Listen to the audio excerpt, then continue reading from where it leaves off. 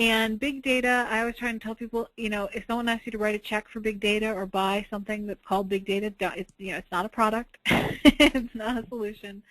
What it really is, it's a set of questions around the fact that there's an increasing amount of data. There's so much quantity of data out there. We're creating more every minute. We're creating it faster and faster than ever.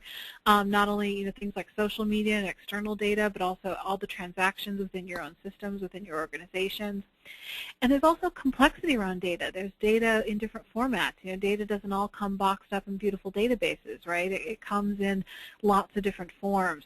And so part of the analytics journey as well is how do you take that data from the back end of the arrow. It comes in many forms. And so how you are able to layer insight around that is really going to be dependent on your ability to answer these questions of big data and how your organization responds to the increasing complexity, quantity, and speed of data that's being made available to your organization. Yeah, somebody had a nice way to say this to me, actually just the other day, is we need to stop thinking about big data and think about what are the really big questions, and what are the really therefore big answers that would have so much of an impact to our organization. So stop thinking big data, think big questions.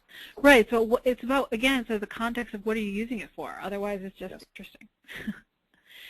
And I love this quote that someone gave. This is Orlando Ashford. He was the head of HR at the MMC companies, and he spoke at one of Aberdeen's conferences. And this was a couple years ago now, but it just stuck with me. Data is what turns an argument into a business conversation.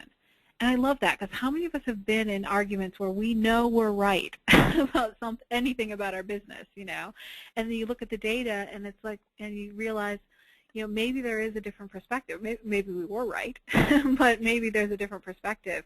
And it takes